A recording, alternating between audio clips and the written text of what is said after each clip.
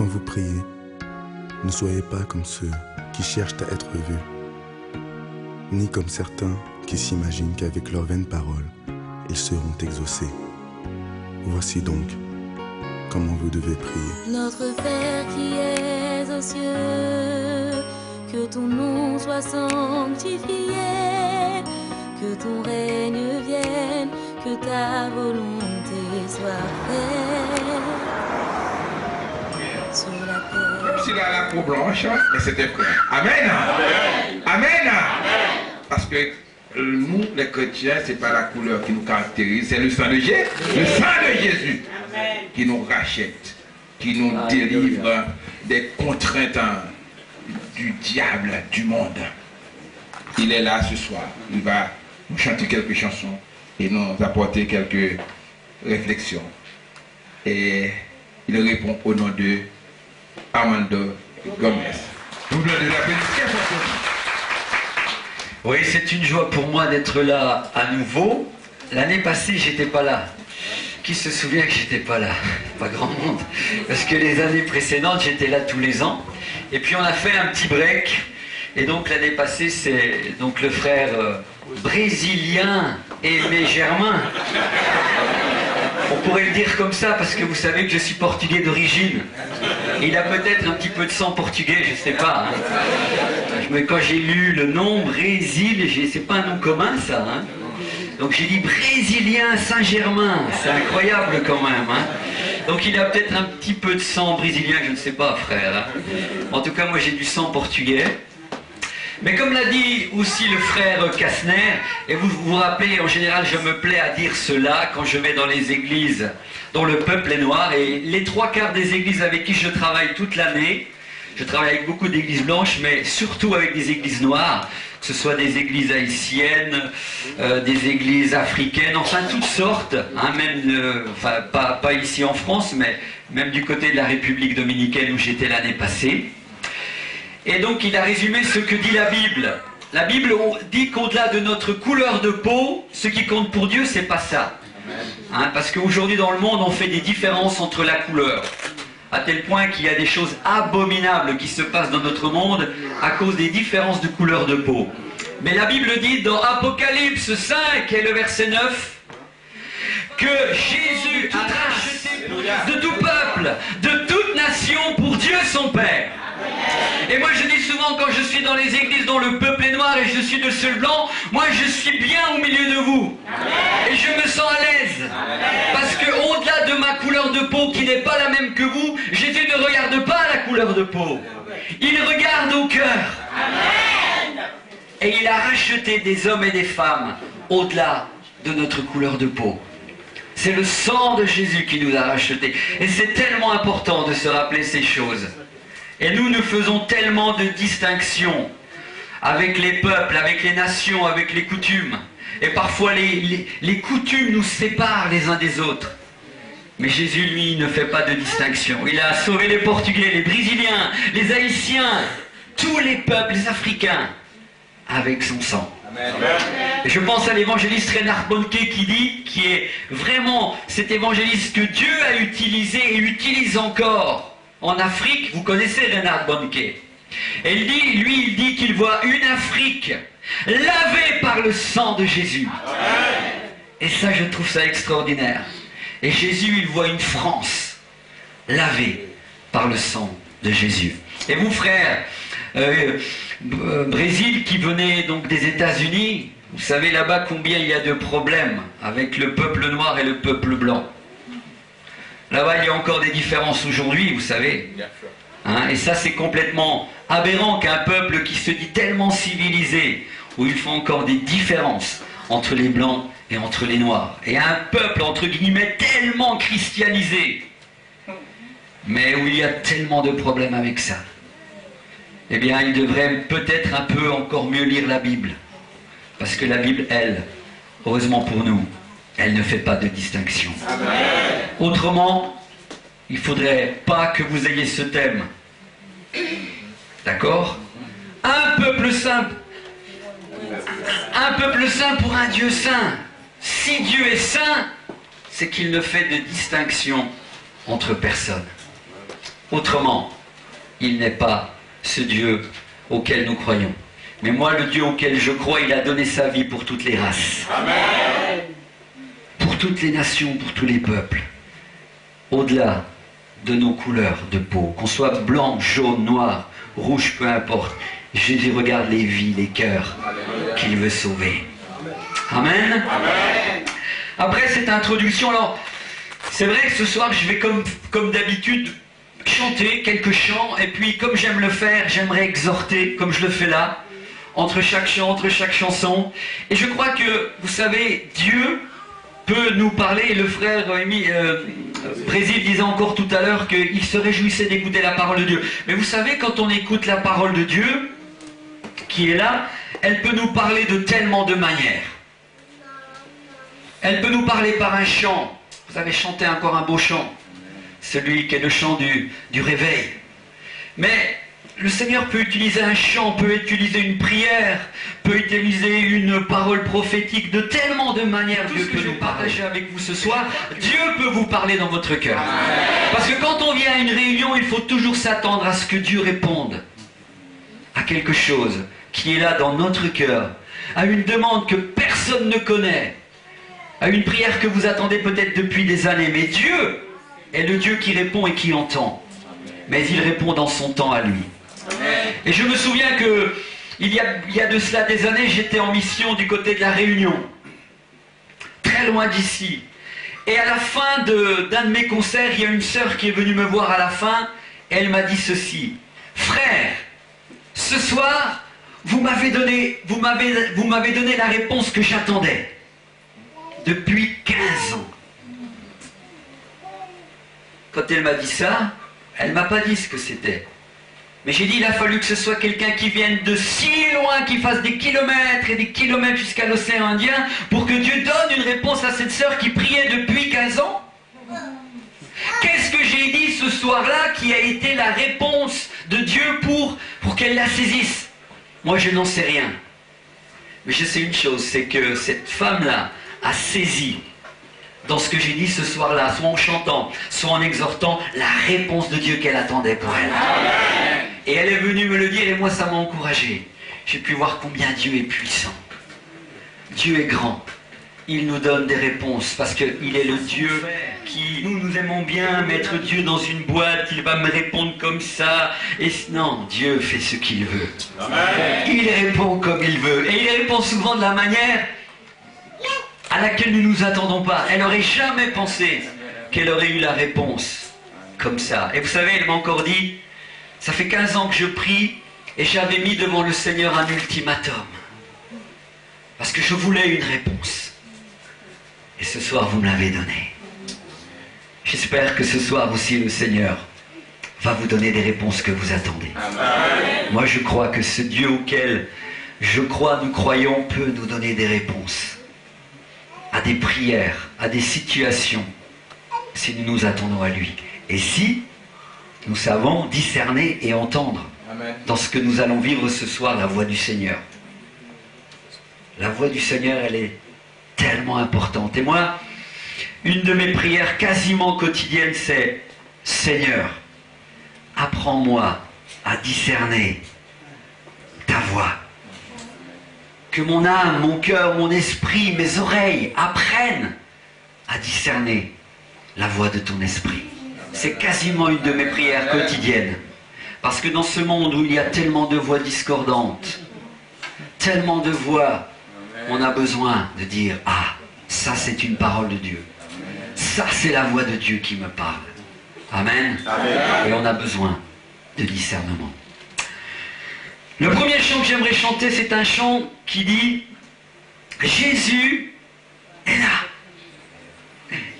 Et si Jésus n'était pas là, alors vous savez, ça ne serait pas la peine que vous veniez ce soir.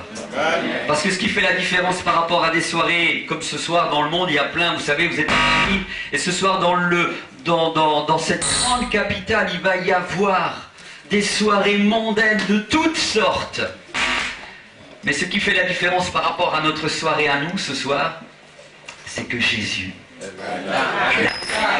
Autrement, vous allez venir écouter simplement un chanteur, un homme qui va parler, qui va dire peut-être de bonnes paroles, Mais qu'est-ce qui va rester à la fin? Pas grand-chose. Et dans le monde, les gens, vous savez pourquoi ils...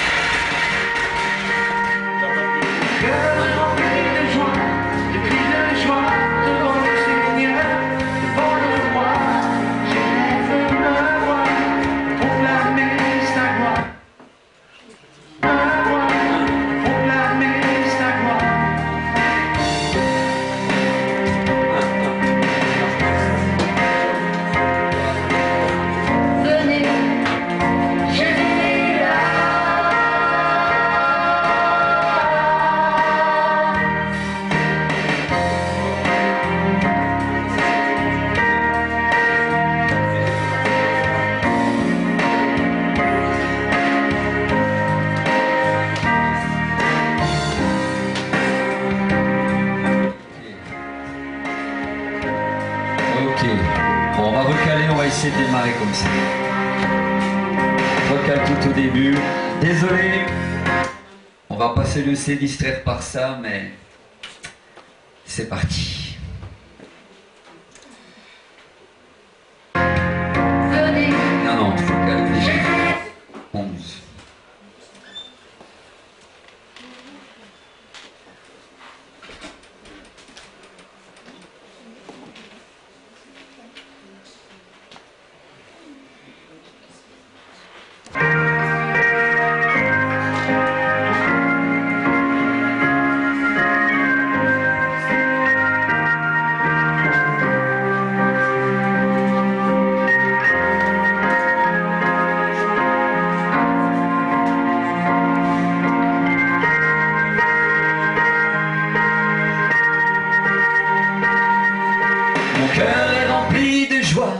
De cris de joie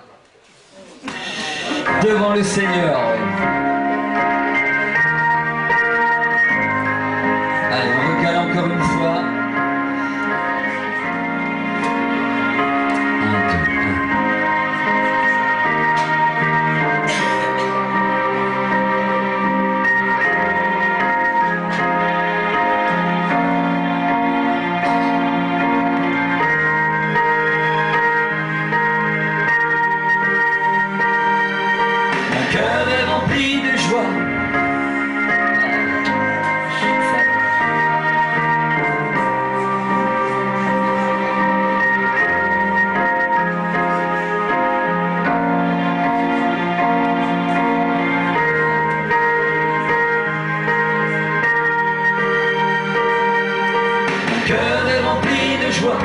De cris de joie devant le Seigneur, devant le roi, j'élève ma voix pour proclamer. Ah, il faut pas tourner autour de la platine, je crois. Cœur rempli de joie, de cris de joie devant. Elle bouge. Faudra pas bouger. Cœur rempli de joie, de cris de joie devant le Seigneur, devant le roi. J'élève ma voix, proclamer un cri de joie devant le Seigneur. De liberté, venez, venez, venez. Jésus est là.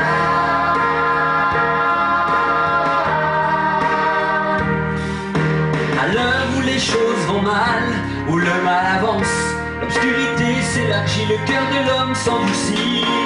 Il est temps de revenir au créateur de la vie. Il est une source qui jaillit, vient t'abreuver à cette source de vie. Alors tu n'auras plus jamais soif, Jésus lui-même l'a dit. Mon cœur est rempli de joie, de cris de joie devant le Seigneur, devant le roi.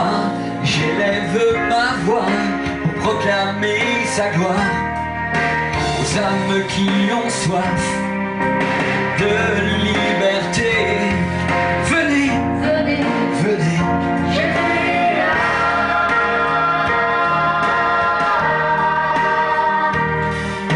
Mon cœur est rempli de joie, de cris de joie devant le Seigneur, devant le roi. J'élève ma voix pour proclamer sa gloire aux âmes qui ont soif de liberté. Venez, venez, venez.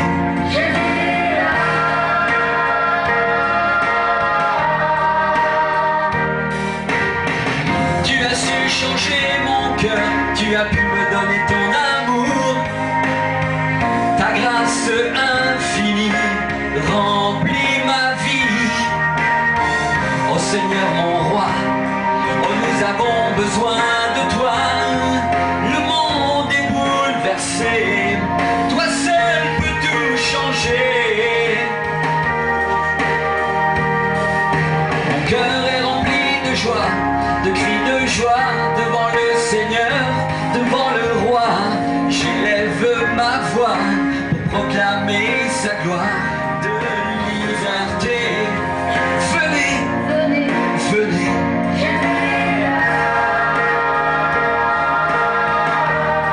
Écoutez bien, Dieu est seul maître sur cette terre, mais certains ici-bas pensent l'être. Attention, Dieu ne donnera ni le jour, ni l'heure, ni l'endroit de sa venue. Il m'a envoyé pour sauver les perdus. Perdus, peut-être l'es-tu. Cela signifie que Satan t'a eu. Écoutez bien. Le malin connaît tes faiblesses. Tout ce qu'il attend, c'est que tu te blesses. Regarde autour de toi, le monde se meurt. Tout le monde sait qu'il y a une heure.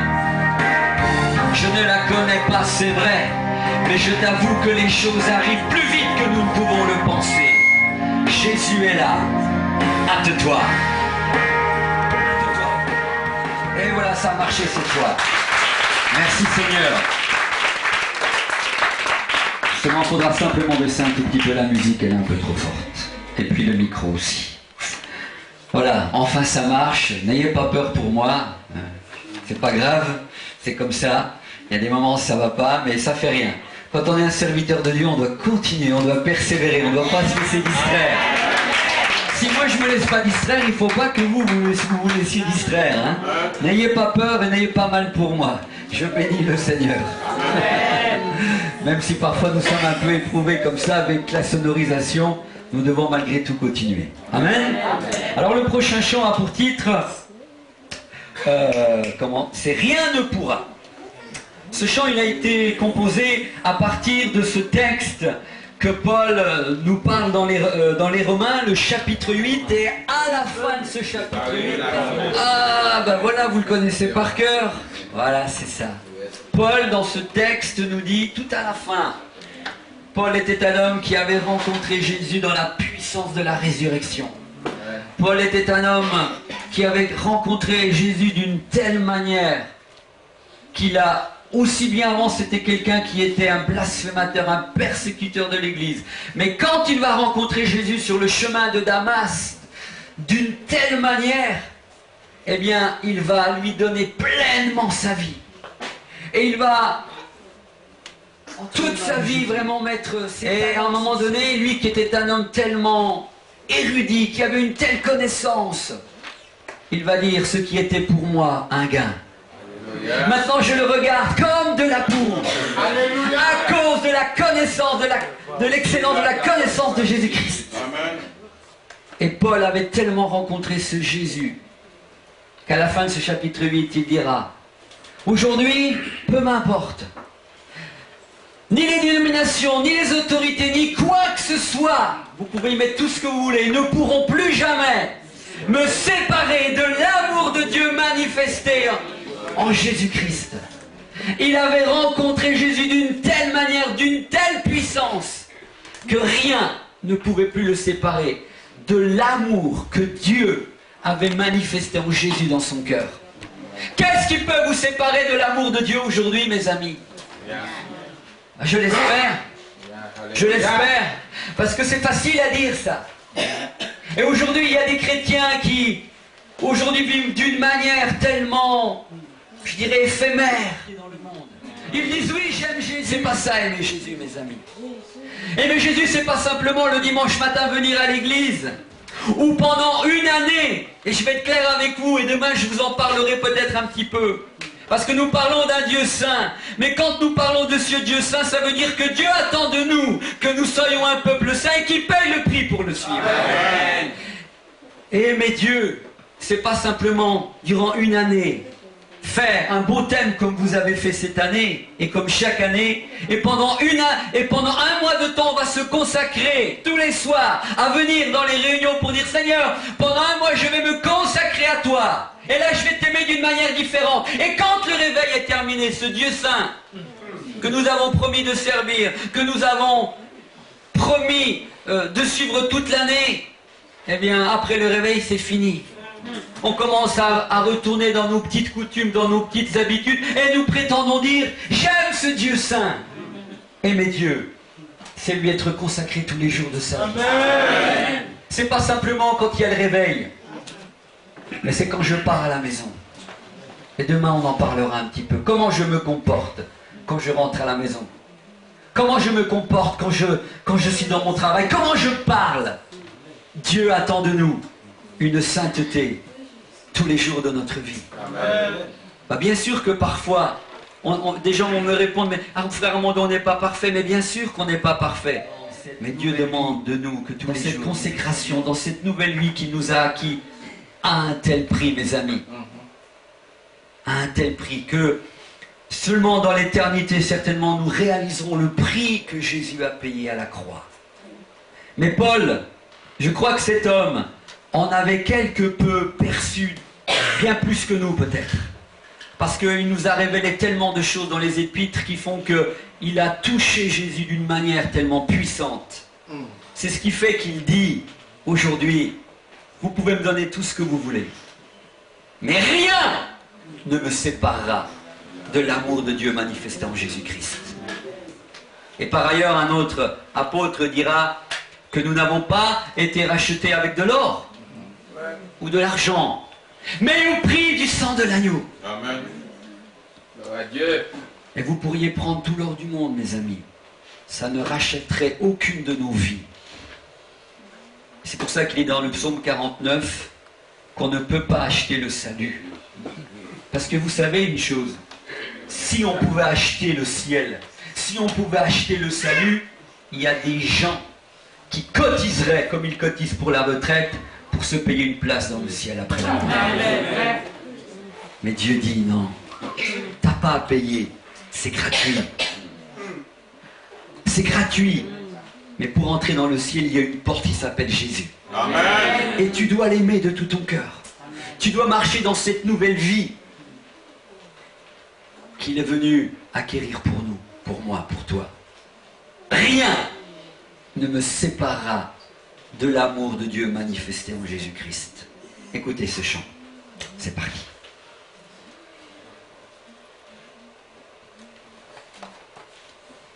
C'est le plus. Rien, non, rien ne pourra me séparer.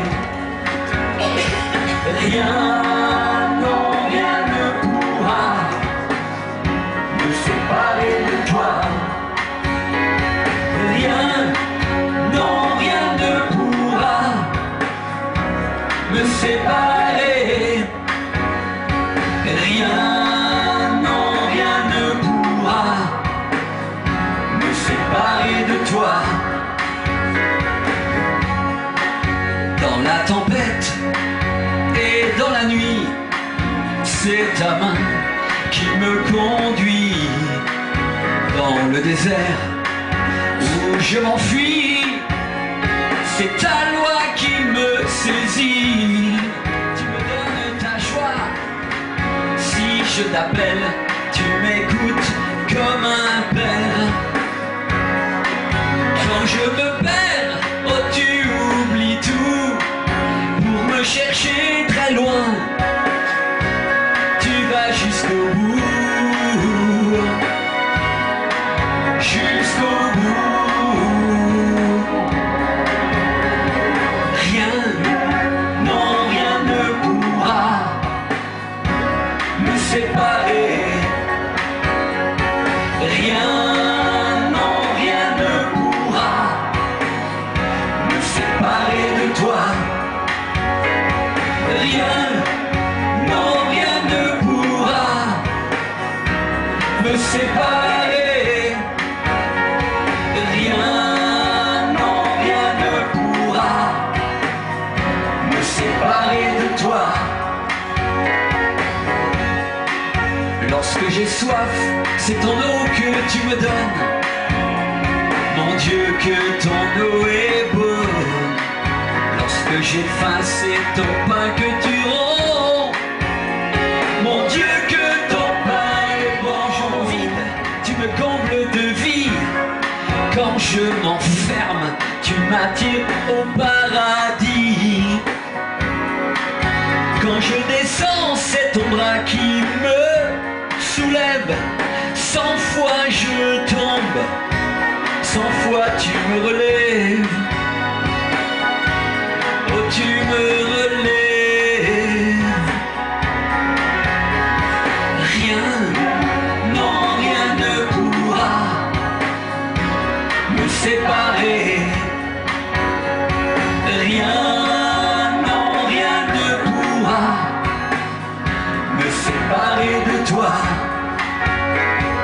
Rien, non rien ne pourra me séparer. Rien, non rien ne pourra me séparer de toi. Rien, non rien ne pourra me séparer. Rien, non rien ne pourra me séparer de toi.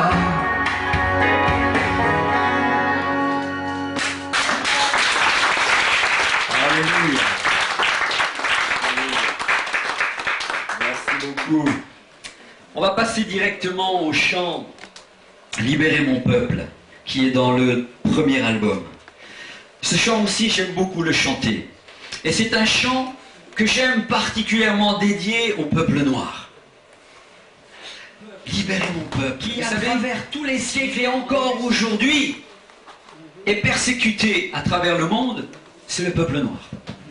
De tous les temps, on a persécuté le peuple noir, et encore aujourd'hui. Et rappelez-vous aux États-Unis, ce peuple qui avait été déporté depuis l'Afrique et qui est venu aux États-Unis, à un moment donné, ils sont devenus des esclaves. Et quand ils étaient dans les champs de coton, pour ne parler que des États-Unis, eh bien, ces gens-là ont commencé à chanter. Et malgré qu'ils trimaient dans les champs de coton toute la journée au soleil, c'était un peuple qui était tellement joyeux, parce qu'ils connaissaient le Dieu du ciel. Amen. Et aujourd'hui, nous chantons ces beaux cantiques, les Negro Spirituals et bien d'autres, ce qui est devenu la gospel music. Gospel veut dire évangile. Eh bien, ce sont ce peuple noir qui chantait leur espérance, qui chantait leur joie de connaître le Dieu qu'ils aimaient au-delà de leur souffrance. Et ce chant dit « Libérez mon peuple ». Et vous savez, aujourd'hui encore, à travers tellement de pays, le peuple noir souffre. Mais, j'aimerais quand même faire une parenthèse, c'est pas que le peuple noir. Et je me souviens, il y a des années de cela, lorsque j'étais en Suisse et que je chantais ce chant, il y avait dans l'actualité ce peuple qui vivait à 2 heures de Paris. Rappelez-vous, c'était les Kosovars. Et ce peuple était persécuté parce qu'à la tête du pays, il y avait un homme qui parlait de purification ethnique. Complètement des choses abominables. Et c'était pourtant un peuple blanc. Et quand il a décidé de liquider ce peuple, il en a liquidé beaucoup, vous savez. Je peux m'imaginer qu'il y avait des gens qui ne connaissaient peut-être pas bien le Dieu de la Bible, mais qui connaissaient quand même ce Dieu du ciel. Et il y a des gens qui se sont mis à genoux et qui ont commencé à prier ce Dieu du ciel en disant « Oh Dieu, tu vois ce que nous fait subir ce despote, tu vois ce que nous fait subir ce dictateur, il a envoyé les soldats pour tuer nos enfants, pour tuer nos femmes, sous simplement ce prétexte de purification ethnique. Et je sais que des prières qui sont montées vers Dieu, Dieu les a écoutées. Amen. Ne croyez pas qu'il n'y a pas une prière que vous faites, pas un soupir qui n'est entendu dans le cœur de Dieu. Alléluia. Il n'y a pas une prière, une petite chose qui s'élève dans le monde. Mais partout, lorsqu'il y a des prières sincères, et particulièrement quand des peuples vivent cette souffrance-là, les gens crient vers le Dieu du ciel et Dieu leur répond. Amen. Amen. Et comme j'aime à le dire dans la Bible, il y avait aussi un peuple qui s'appelait le peuple hébreu, qui était un peuple qui a vécu plus de 400 ans en terre d'Égypte. Au début, ça allait pas mal, du temps de qui? Joseph, ouais. Là, au début, ça allait bien. Il a été un instrument de Dieu pour que ce peuple vienne là-bas, soit nourri. Mais les années ont passé, petit à petit, ce peuple est devenu esclave. À tel point qu'ils croyaient que leur Dieu, le Dieu des Hébreux, le Dieu du ciel qu'ils connaissaient, les avait abandonnés. Oh Dieu, tu nous as abandonnés, tu ne fais plus attention à nous, regarde, nos dos sont pleins de coups de fouet, parce que chaque jour nous sommes en train de faire des briques pour le peuple égyptien, et chaque jour ils nous tapent, ils nous font souffrir. Oh Dieu, tu n'entends pas nos cris. Mais Dieu entendait leurs cris. Ne croyez pas cela. Dieu entend toujours les cris des cœurs sincères. Des cœurs sincères. Et Dieu avait entendu depuis longtemps les douleurs, les cris, les souffrances de son peuple, à tel point que la Bible le dit, si vous connaissez votre Bible, c'est marqué que Dieu avait entendu le cri de leur cœur. Il avait vu la souffrance du cœur de son peuple. Dieu avait entendu. Mais pourquoi Dieu n'avait pas répondu tout de suite? Je vous pose la question, pourquoi? Pourquoi? Je vais vous dire pourquoi. Une des raisons, pour moi, c'est que il fallait envoyer quelqu'un pour libérer le peuple de Dieu. Parce qu'il fallait un homme exceptionnel pour sortir le peuple de Dieu de ce marasme. Et Dieu avait un plan. Et qu'est-ce que le Seigneur va faire? Il va prendre un homme qui était un prince d'Égypte. Il va le prendre là où il était. Il va le mettre 40 ans dans le désert. Il faut du temps pour répondre des fois à une prière. Et pendant ces 40 ans, Dieu va le former d'une telle façon. Vous savez, au début, Moïse, c'était pas quelqu'un de passion. Hein. C'était un guerrier. Il fallait pas, je veux dire, le chauffer. Il fallait pas l'embêter, Moïse. Hein. C'était un guerrier. Il avait appris ça depuis sa tendre enfance. Il avait été élevé avec Pharaon, avec l'armée. Mais quand Dieu va prendre cet homme, la Bible nous dit qu'il va faire de lui l'homme le plus patient de la terre. Waouh! Et pourquoi Dieu en a fait l'homme le plus patient de la terre? Parce que pour supporter un peuple comme le peuple hébreu, il fallait avoir de la patience, mes amis. Et aujourd'hui, pour supporter le peuple de Dieu aussi, au 21e siècle, quand on est serviteur de Dieu, il faut de la patience, mes amis. Il nous faut vraiment un appel. Parce que parfois, ça m'arrive de dire, mais Seigneur, ton peuple ne sait pas ce qu'il veut. Dans ma propre église, pas dans ma propre église en tant que pasteur, je ne suis pas pasteur, je suis chanteur, prédicateur, mais je suis ancien dans mon église. Et je sers aux côtés d'un pasteur, avec d'autres frères. Mais mes amis, le peuple ne sait pas ce qu'il veut parfois. Les chrétiens sont compliqués. Ils veulent être bénis, mais ils ne payent pas le prix. On leur donne les bonnes réponses, on leur dit, mais tu dois faire comme ça, mais non, ils font autrement. Et le peuple hébreu était un peuple tellement difficile que parfois il en avait ras-le-bol. Et il fallait que Dieu prenne un homme exceptionnel. Je vais vous dire une chose, pas un homme exceptionnel. Je retire ce que je viens de dire. Il a pris un homme ordinaire comme vous, comme moi, et il en a fait quelqu'un d'exceptionnel. Parce que Dieu ne prend jamais des hommes exceptionnels ou des femmes exceptionnelles pour se mettre en avant. Il prend des petits de ceux que le monde méprise pour en faire des hommes et des femmes exceptionnels, comme Moïse. Et il continue à prier, mais Dieu était en train de répondre. Il l'a formé pendant 40 ans. Et quand le moment de l'appel de Dieu arrive, et qu'il va rencontrer ce Dieu merveilleux sur la montagne du Sinaï, et que Dieu lui dit, maintenant, tu es prêt, tu vas aller libérer le peuple en Israël, parce qu'il gémit. Et j'ai entendu le cri de leur cœur. Vous savez ce que répond Moïse? Il dit, mais moi je ne sais pas parler, envoie quelqu'un d'autre. Quand souvent nous sommes prêts, c'est là que nous ne voulons plus servir Dieu.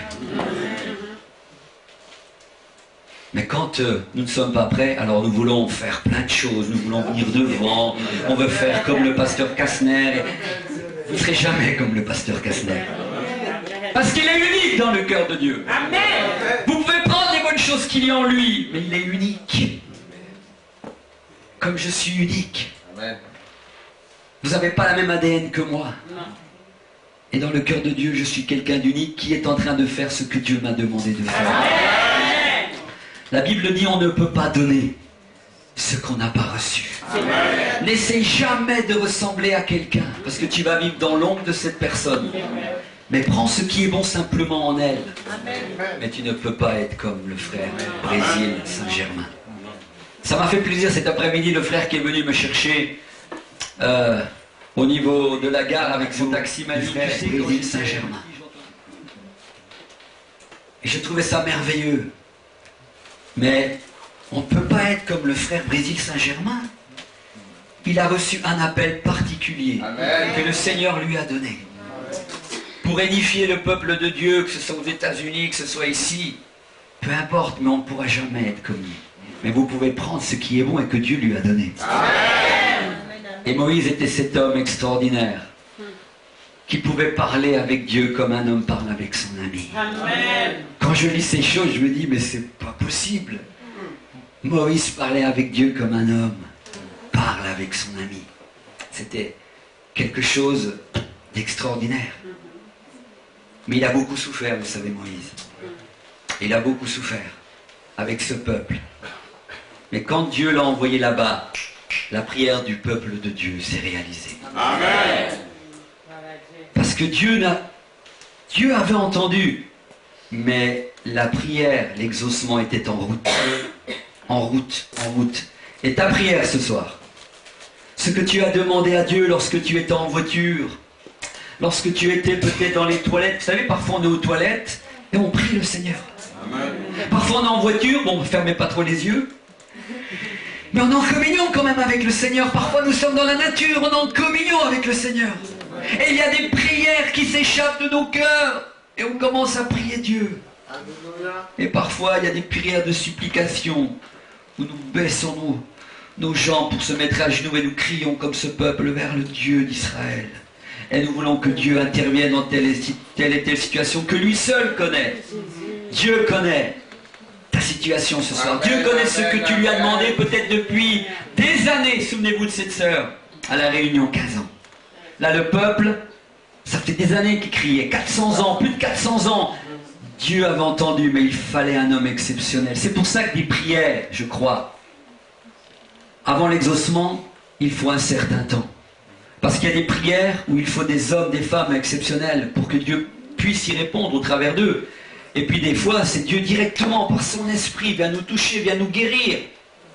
Mais Dieu a toujours ses raisons pourquoi il n'agit pas tout de suite. Ne vous rebellez jamais contre Dieu. Le meilleur temps pour recevoir la réponse de Dieu, c'est le temps que lui veut. C'est pas celui que nous voulons. Amen. Amen. Et quand la réponse de Dieu arrive, alors on peut la savourer d'une telle manière. On peut se dire, Seigneur, tu as agi. Tu es vraiment le Dieu d'Israël. Et Dieu avait répondu. Et il avait sorti ce peuple. Vous savez, 4 millions de personnes. Pour les sortir d'un pays où ils avaient été pendant plus de 400 ans, c'était pas évident. 4 millions de personnes environ. Comment il fallait faire? Et en plus, quand vous avez quelqu'un, un homme, qui s'appelait Pharaon, qui était endurci, qui voulait pas plier le genou. Mais vous savez, quand Dieu décide quelque chose, peu importe le dictateur, c'est Dieu qui aura le dernier mot. Amen. Et je vous dirai encore une autre chose. Votre peuple est un peuple béni, le peuple haïtien. Je disais aussi aux frères cet après-midi, Ce qui sauve actuellement Haïti, c'est qu'il y a un peuple qui prie. S'il n'y avait pas l'Église en Haïti qui prie, eh bien mes amis, ce que vit encore à l'heure actuelle Haïti, ce serait pire encore que maintenant. Parce que votre peuple a été voué quelque part à Satan. À cause de quoi? Du vaudou. À cause du vaudou. Ce peuple a été voué au diable. Et des gens jouent avec ça là-bas. Et on peut voir une confrontation des ténèbres avec la lumière. Malgré la souffrance, malgré les gens qui sont à la tête et qui ne sont pas toujours corrects, ce pays va de l'avant. Et ce pays va de l'avant parce qu'il croit au Dieu qu'il prie. Et quand Dieu prie, il y a barrage. L'Église prie et il y a quelque chose qui s'oppose à la puissance de Satan. Vous êtes un peuple aussi quelque part comme le peuple d'Israël.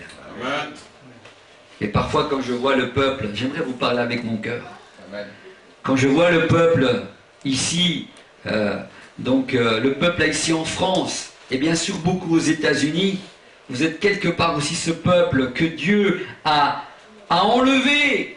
Vous êtes la diaspora que Dieu a enlevé quelque part de Haïti.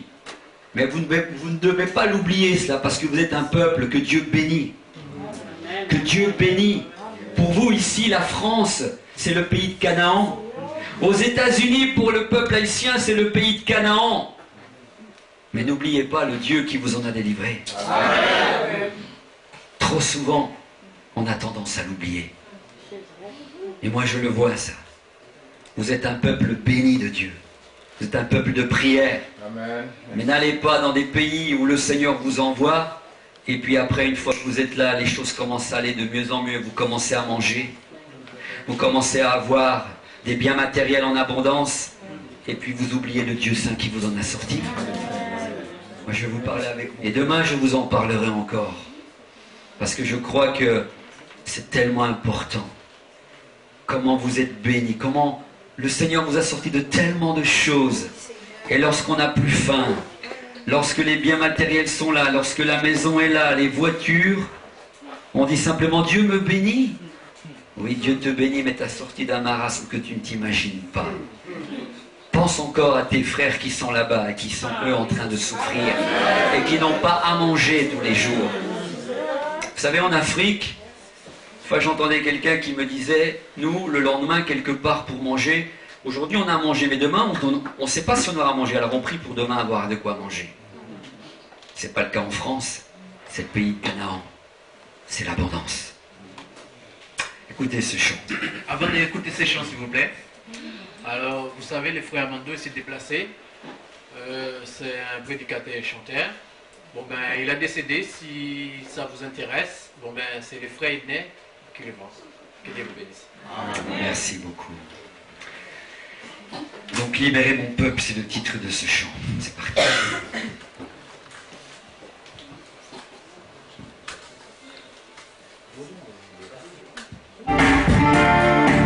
Non, c'est pas celui-là.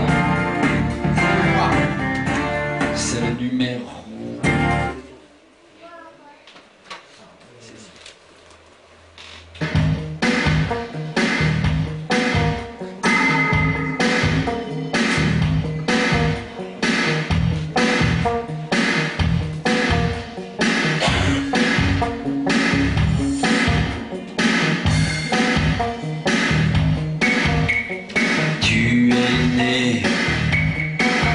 Afin de vivre libre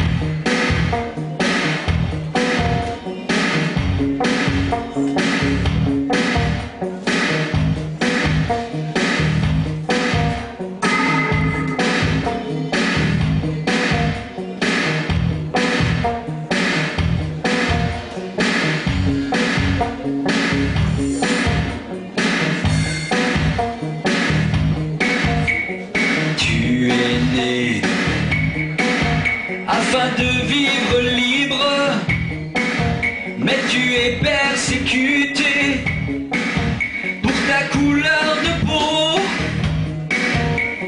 Prisonnier derrière les murs de la crainte, surveillé et menacé dans ton pays d'accueil. Pour ce que tu crois, tu es torturé chaque jour un peu plus. Derrière les barreaux, tu es humilié, tout espoir a disparu.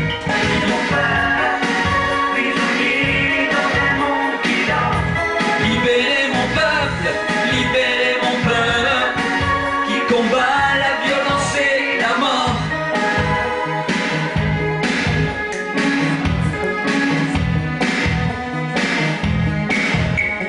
Tu es né pour que la terre te nourrisse, mais souvent tu ne connais que le froid et la faim.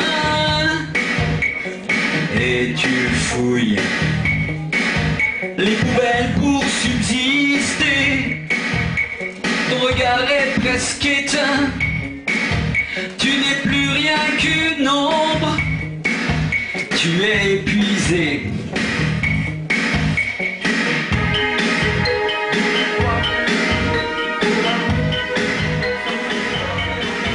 Consolez ton cœur souffrant, libérez mon peuple, libérez mon peuple. Manquez de rien, libérez mon peuple, libérez mon peuple, qui combat la souffrance et la faim.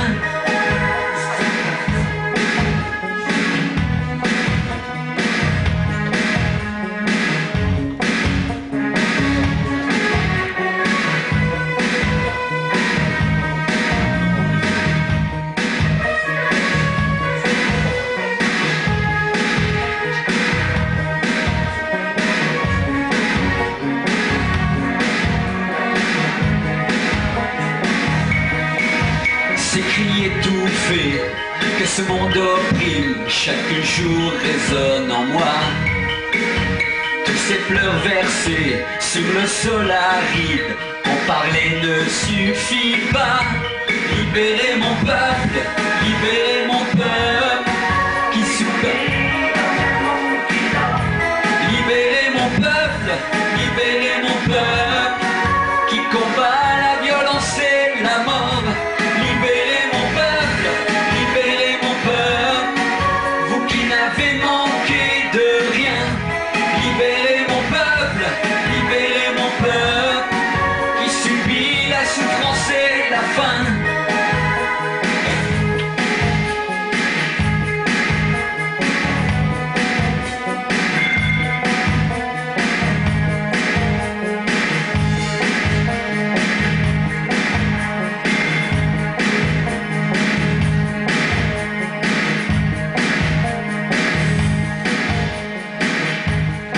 Et voilà, je suis désolé, plein de petites... Voilà, la soirée a passé très très vite, on va juste chanter encore un chant et on va terminer comme ça, d'accord? Donc un chant que vous aimez en général, on va changer de CD, et c'est le chant qui dit « M'approcher de Dieu, c'est mon bien ». Donc ce chant, vous le connaissez, je vais vous demander votre participation, et ensuite on va aller se reposer, se nourrir, et puis demain, on aura la joie d'être à nouveau ensemble pour le culte. Amen. On va laisser juste le frère changer l'album. Donc c'est M'approcher de Dieu, c'est le dernier, c'est le 1. Ce soir, ils ont décidé de me faire souffrir. De m'éprouver. Ça va aller. Alors on va taper dans les mains.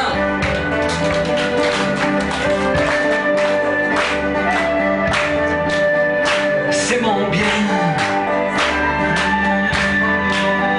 C'est mon bien.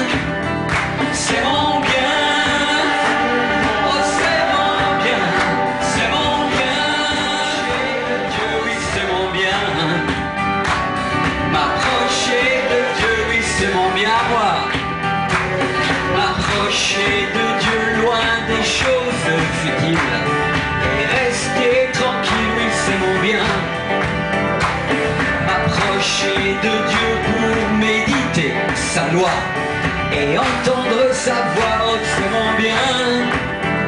C'est mon bien. Oh, c'est mon bien. C'est mon bien. C'est mon bien. M'approcher de Dieu, oui, c'est mon bien.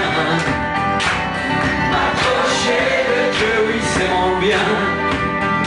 C'est mon bien. Oh, c'est mon bien. C'est mon bien. Oh, c'est mon bien. M'approcher de Dieu, oui, c'est mon bien. M'approcher de Dieu, oui, c'est mon bien. On y retourne. C'est mon bien. C'est mon bien. C'est mon bien.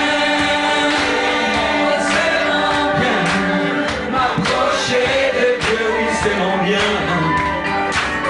M'approcher de Dieu, oui, c'est mon bien. À moi. M'approcher de Dieu pour répandre mon âme et sécher mes larmes, c'est mon bien.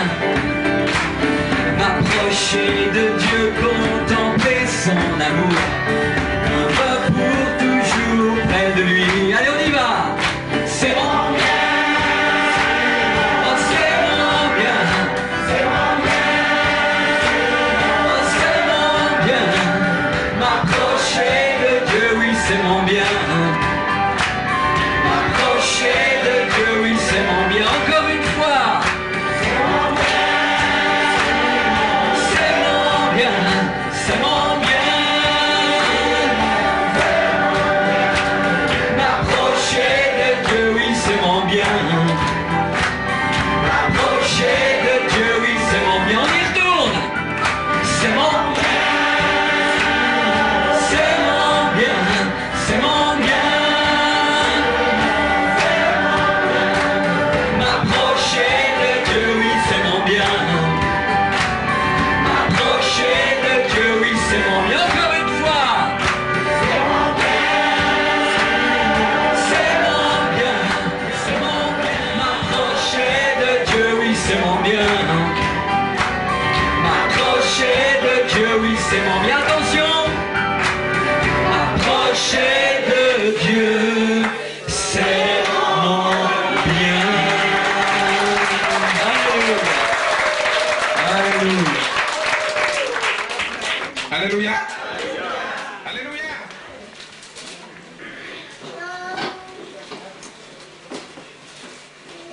Maintenant, vous êtes prêts. 1 Thessaloniciens, chapitre 4. Dans le livre de 1 Thessaloniciens, chapitre 4.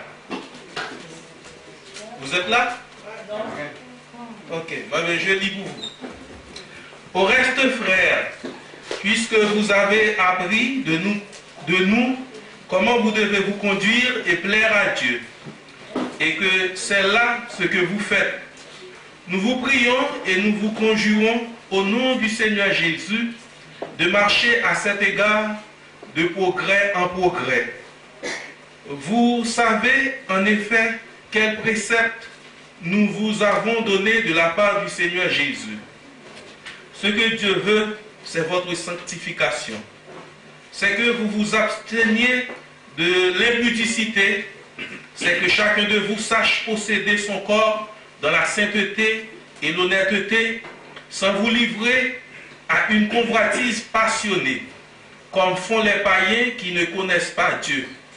C'est que personne n'use envers son frère de fraude et de cupidité dans les affaires, parce que le Seigneur tire vengeance de toutes ces choses, comme nous vous l'avons déjà dit et attesté, car Dieu ne vous a pas appelé à l'impureté, mais à la sanctification. Celui donc qui rejette ces préceptes ne rejette pas un homme, mais Dieu qui vous a aussi donné son Esprit Saint.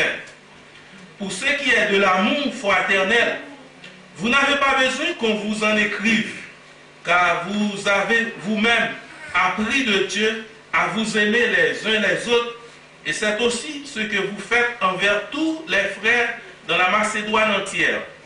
Mais nous vous exhortons, frères, à abonder toujours plus dans cet amour et à mettre votre honneur à vivre tranquille, à vous occuper de vos propres affaires, et à travailler de vos mains, comme nous vous l'avons recommandé, en sorte que vous vous conduisiez honnêtement envers ceux du dehors et que vous n'ayez besoin de personne.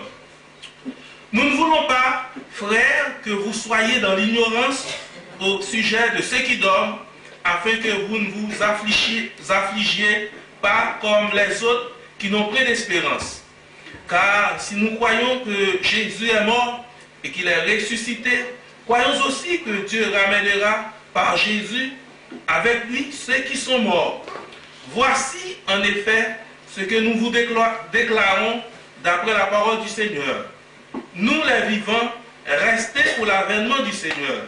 Nous ne devancerons pas ceux qui sont morts, car le Seigneur lui-même a un signal donné à la voix d'un archange. Amen. Et au son de la trompette de Dieu descendra du ciel, et les morts en Christ ressusciteront premièrement. Ensuite, nous les vivants qui serons restés, nous serons tous ensemble enlevés avec eux sur des nuées à la rencontre du Seigneur dans les airs, et ainsi nous serons toujours avec le Seigneur. Consolez-vous donc les uns les autres par ses paroles. Amen. Que Dieu vous bénisse, mes